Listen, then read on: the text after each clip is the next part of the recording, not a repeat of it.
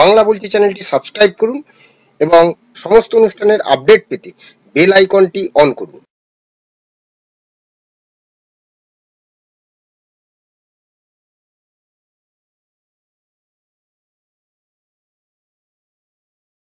নমস্কার, বাংলা বলছি চ্যানেলে আপনাদের স্বাগত। আমি বিপ্লব দাস বলছিলাম।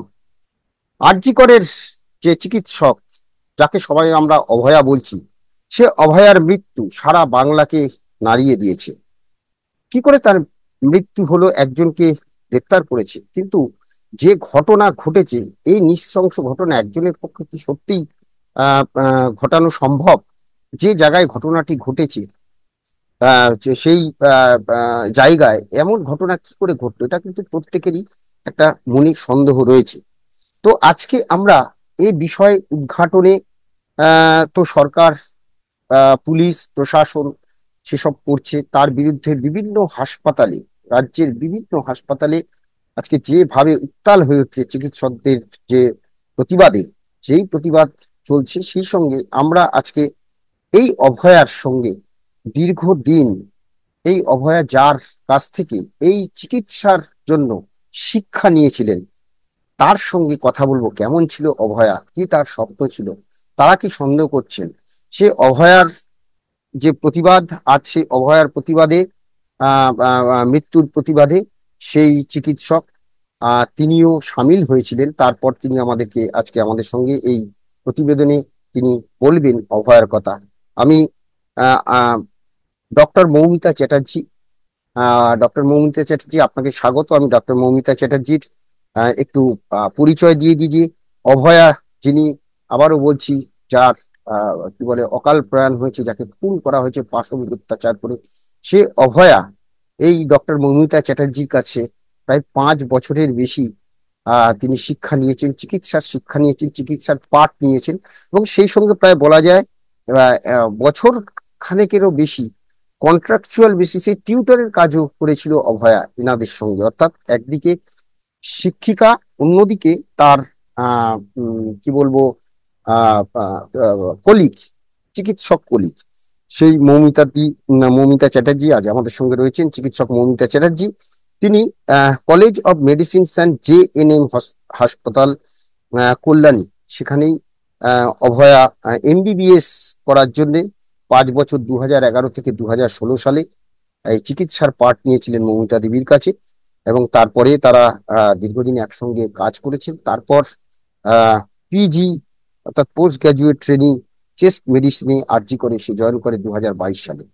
তো মৌমিতাদির কাছে আজকে আমরা শুনবো যে অভয়ার কথা কেমন ছিল, সে তারা কি চায়। মৌমিতাদি, আপনাকে বাংলা বলছি চ্যানেলে স্বাগত। তো কেমন ছিলেন তিনি? আপনি তো দীর্ঘদিন তার সঙ্গে ছিলেন, তাকে পড়িয়েছেন বলা যায়, তাকে চিকিৎসক হতে সাহায্য করেছেন, তার সম্পর্কে আমরা 2-4 কথা জানতে চাইছি। আচ্ছা, আমি মেয়েটিকে, আমরা তো বিভিন্ন নামে ডাকছি, আমরা অভয়াই বলছি। অভয়া, আজ বলতে গিয়ে আমার খুবই কষ্ট হচ্ছে।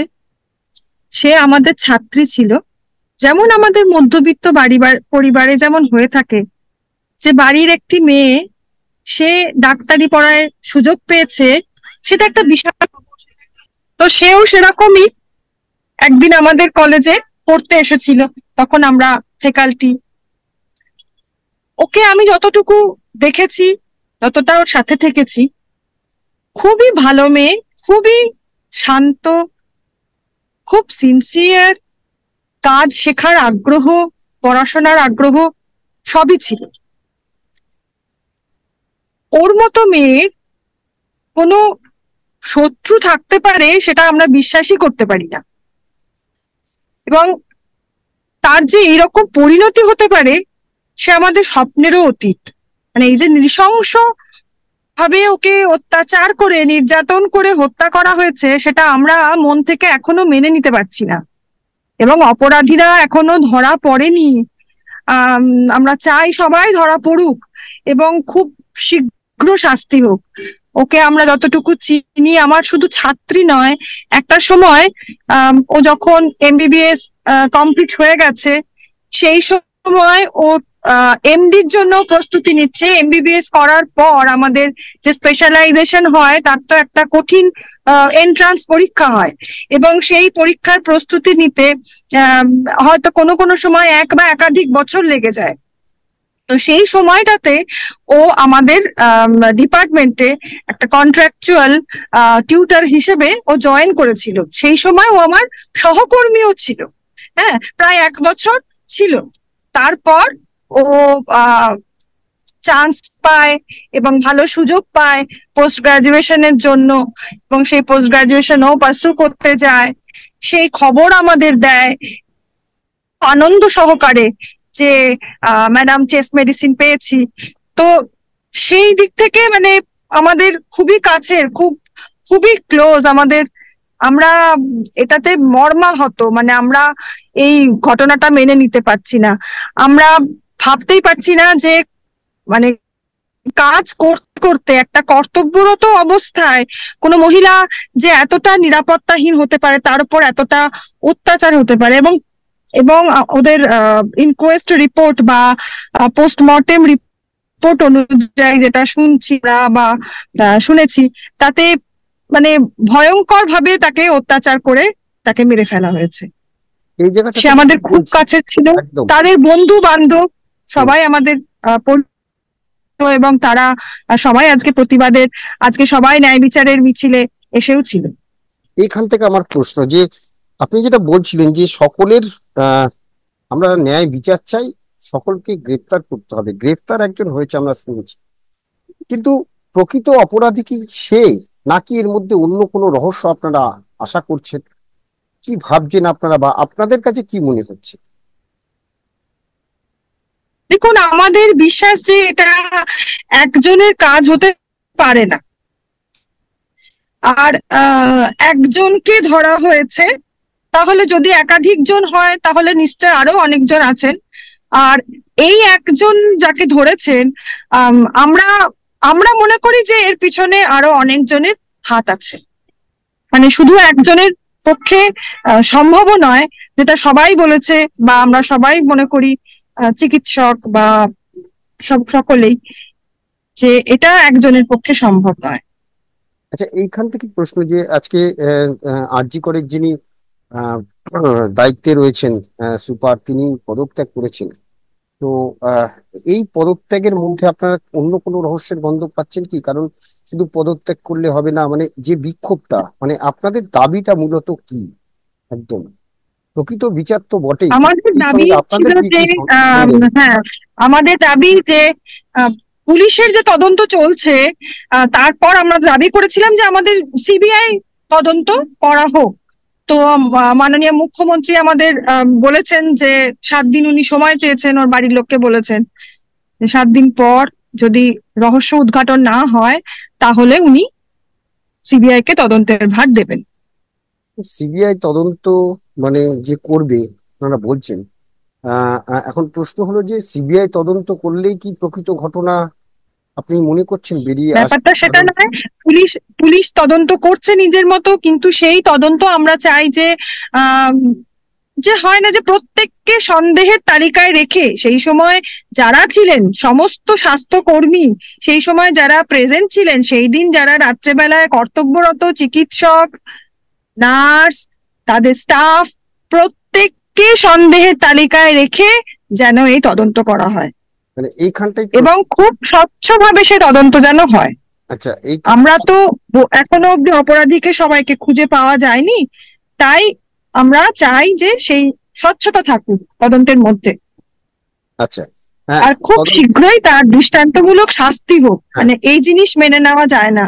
হ্যাঁ, এই এই এই যে তদন্তের মধ্যে স্বচ্ছতা যেটা আপনারা বলছেন, মানে এখানে কি আপনাদের আর অন্য কোনো রকম কোনো সন্দেহ হচ্ছে?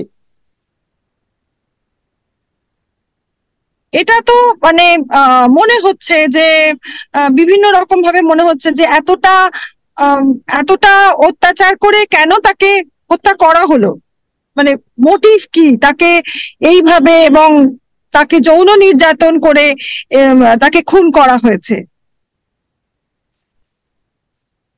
আহ আমরাও চাই যে প্রকৃত যিনি, যারা অপরাধী এবং সত্যি মানে যারা যারা সেই সময় উপস্থিত ছিল, তাদের প্রত্যেককে সন্দেহের তালিকায় রেখে এরকম একটা নৃশংস খুন কিভাবে সম্ভব? এবং যে জায়গাতে একদম। হয়েছে, যে জায়গাতে হয়েছে সেখানে কিন্তু অন্য কারোর প্রবেশ করা অসম্ভব। তো সেই জায়গা থেকে সত্যি যে এতক্ষণ ধরে খুন হওয়ার পরেও এতক্ষণ ধরে সে বডি পড়ে রইলো, পুলিশ আহ আহ, সে বডি রিকভার করার পর তার পরিবারকে খবর দেওয়া হলো, সেখানে বলা হলো আত্মহত্যা। এখন যা হ্যাঁ, শোনা এইটা যাচ্ছে, আমাদের একটা ভীষণ আমাদের হ্যাঁ, আপত্তির জায়গা, যে হুম, প্রথমে কেন আত্মহত্যা বলা হয়েছিল। এটা একটা। আর দ্বিতীয়ত আজকে যা, অস্বাভাবিক মৃত্যু কথাটা এক জিনিস, আত্মহত্যা কথাটা এক জিনিস। এক, এবং ওকে যেভাবে উদ্ধার করা হয়েছিল, সেখানে সেই অবস্থায় দেখে কখনোই সেটাকে আত্মহত্যা মনে করা যায় না, কোনো সাধারণ মানুষও দেখে সেটা বলবে না। এটা তো যেমন, আত্মহত্যা কেন প্রথমেই বলা হয়েছিল? হ্যাঁ, আরেকটি জিনিস যেটা বলা হচ্ছে যে আহ, উম, যে আহ, এই যে যে ঘটনা ঘটেছে, ঘটনা ঘটার পরে, তারপরে নাকি আমরা জানি না, আমরা সংবাদ মাধ্যমে দেখেছি, এটা কতটা সত্য আমরা জানি না, যে পুলিশ নাকি তার পরিবারকে টাকা অফার করেছিল ব্যাপারটা মিটিয়ে। এটা কতটা সত্যি আপনাদের কাছে? এটা শোনা যাচ্ছে যে, কিন্তু ব্যাপারটা ডিটেলস কি হয়েছিল সেটা আমি বলতে পারবো না। তবে এটা শোনা যাচ্ছে যে, কিন্তু এটা তো কোনো ক্ষতিপূরণ হয় না, এটার কোনো ক্ষতিপূরণ হয় না মা কোনো বাবার কাছে। নিশ্চয়ই কোনো ক্ষতিপূরণ হয় না, সেটা তো কিন্তু তার পুলিশ সন্তান কেন হঠাৎ, হারিয়েছে।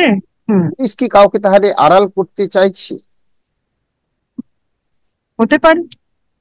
সেটা চাই তো সত্যি বেরিয়ে আসুক, সত্যি উদ্ঘাটন করুক।